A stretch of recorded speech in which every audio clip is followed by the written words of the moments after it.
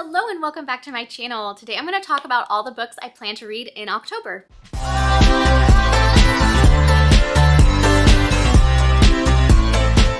So once again, welcome or welcome back. I am so glad you decided to click on this video today. So like I said, today I'm going to talk about all the books I want to read in October.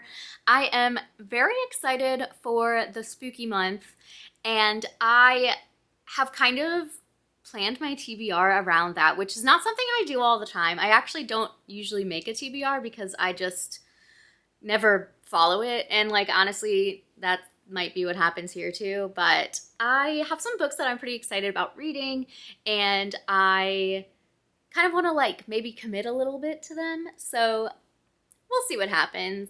I'm currently in the middle of reading Demon Copperhead by Barbara Kingsolver, and it's very good. It's not really even taking me that long to get through, but it's just a really long book. It's over 500 pages. So I am currently working on that, and we'll see what happens next. I also started the audiobook of Midnight is the Darkest Hour by Ashley Winstead, which I don't know why I did that because I haven't liked her past two books. I thought both of them were okay. So I'm not 100% sure why I decided to start it, but I'll probably finish it because I will. So I will report back on that one. I did talk about that in my upcoming thrillers video maybe a month or so ago. I know a lot of people are really excited for it, so I look forward to giving my opinions to you. So let's just get started. So if you've been watching my channel for a while, you know that I probably average around anywhere from 15 to 18, I would say, books per month. So this is certainly not all of the books that I plan to read, and as I'm recording this, it's the 6th. So I have already finished a couple books so far this month. One of them was just a short story, and the other was Homebodies by Tembe Denton Hurst. I really did enjoy that. I had tried to start it kind of a while ago, and it just didn't click, and I did enjoy it this time through, but I will talk about that at the end of the month. So let's actually get into the video. So the first book that I really want to read is one I've had for about a year now, and that is A Head Full of Ghosts by Paul Tremblay. So this is kind of a like exorcism type book that like I said, have had on my shelf for over a year. And I'm really, really excited to get to it, and this seems like a really good time. It follows a family who has a daughter that is displaying signs of schizophrenia, and they kind of try everything. Doctors are not really able to find any kind of treatment for her, and like as a last resort they call a Catholic priest to like perform an exorcism. They agree somehow to be on a television show documenting this, and then all of a sudden they're like celebrities, and 15 years later the younger sister of the girl is kind of rehashing her memories from this exorcism and this whole event. And so yeah, that sounds really good. I have never read anything by this author, but I know he's like a very, very well-respected and well-liked horror author. So I am looking forward to getting to this one. The next book that I am looking forward to reading is Cackle by Rachel Harrison. She has just become an absolute favorite author of mine in the past month or so, and this will be my 4th book by her. So definitely excited for this. This follows a woman who moves from Manhattan to a small village upstate once she gets dumped by her boyfriend, and she's just like completely enamored with this little town. It's just so cute and everything's picture perfect.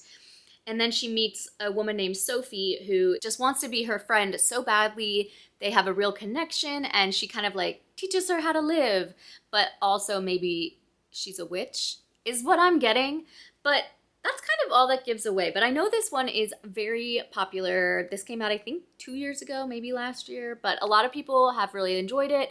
And this is actually what my book club picked for October. So I'm looking forward to reading it and then getting to discuss it with all of them. Another book by Rachel Harrison that I'm actually almost like a third of the way through is The Return. This is Rachel Harrison's debut novel, so it kind of feels a little different so far. Like I said, I'm not super far into it, but it's about a woman who goes missing for 2 years, and when she comes back, she has no memory of where she was, what happened to her. She has no idea, but she's definitely different. And she ends up taking a trip with her best friends from college who are all still pretty close. And that's as far as I've gotten, so I don't know where exactly it's gonna go. But it's written from the perspective of one of the friends, so we're not following the character that went missing. So that's kind of cool because I feel like a lot of books would take that as the perspective to use, but it's really good so far. It's more thriller-esque than horror at this point, so I don't know where it's going, like I said, but we'll see. Next is The Haunting of Hill House by Shirley Jackson. I was once again convinced to read a book by Michaela Reeds, along with all this Rachel Harrison. She gets me, I guess. So I am really, really looking forward to this. I have never read anything by Shirley Jackson, but like a lot of us, I loved the TV show version of The Haunting of Hill House. I know it's very different, but I also remember seeing the movie back in like 1999 or whenever that came out, that was like the book. And so I know the original story, I feel like, but I'm really looking forward to reading the book. I've heard that her writing is really good, which sometimes older books, I have a little issue with the writing and the language, but it seems like this is going to be accessible and easy for even a dummy like me. So I have to break up all the horror with a little bit of something fun. So I am going to read The Hidden Language of Cats, How They Have Us at Meow by Sarah Brown. This was so kindly sent to me by Dutton Books, so thank you to them. This is exactly what it sounds like. This is from a cat behavior scientist who is very renowned for her work. And so I'm really looking forward to this. It follows a lot of how cats use their voices, their tails, and their like scents, rubbing, all of that to kind of portray their emotions to humans and to each other. And so I'm really looking forward to this because I have 2 cats and they are the little loves of my life. And I would love to know what's going on in their little brains a little better. Unfortunately, my cats don't have tails. They are Manx breed, so they do not have tails, but hopefully there'll still be other signs I can get than just the tail ones. But this looks great, and hopefully it will be a fun thing for me to kind of like learn about and then teach my husband some stuff, teach people I know, fun trivia to just have in my brain, fun facts about kitties. So looking forward to reading that to kind of break up all the horror. Next is a book that I have mentioned before but I haven't read yet, and that is Where He Can't Find You by Darcy Coates. This was sent to me by Sourcebooks, so thank you so much to them for this copy. So this is, I think it's a YA horror book, but oh yes, it is. It's a YA horror. So seems like it's going to be a pretty easy read. It does have some like really cool drawings in it, which, I mean, you don't see that a lot in a non-graphic novel, but there are, pages like this, which is pretty cool. So this follows a girl who lives in a town where a lot of people have gone missing, and it's like very rumored to be haunted. And it's kind of like, is it a human killer or is it something supernatural? And a girl named Abby lives with a strict set of rules so that they don't get into trouble, they stay safe, but then her little sister Hope goes missing. She's doing everything she can to find her sister and bring her back home safely. I guess when people vanish in this town, it's like they vanish and then when they're found, their bodies have been dismembered and then sewn back together like in the wrong spots. So that sounds kind of gross and cool. So interested in that. I think this author is kind of known for what people have called cozy horror. So I guess definitely not like in the thriller aspect, like it's horror, but it's just a little toned down, a little bit more accessible for people that don't like love excessive like body horror, which I think I would consider myself to be one of those people. So I am really looking forward to reading this. And once again, thank you to Sourcebooks for this copy. Another book I was sent by Sourcebooks from the imprint Poison Pen Press is Let Him In by William Friend. I mean, like, look at this cover. How amazing is that? And then the little teeth or whatever they are like little people. I love it. It's such an interesting cover. and these are like trees. Very creative. Bravo to the cover designer. Anyways, I'm just gonna read the back because I think it's better written than I could just make up off the top of my head. Alfie wakes one night to find his twin daughters at the foot of his bed, claiming there's a shadowy figure in their bedroom. When no such thing can be found, he assumes the girls had a nightmare. He isn't surprised that they're troubled. Grief has made its home at the Hart house. 9 months ago, the twins' mother, Pippa, died unexpectedly, leaving Alfie to raise them alone.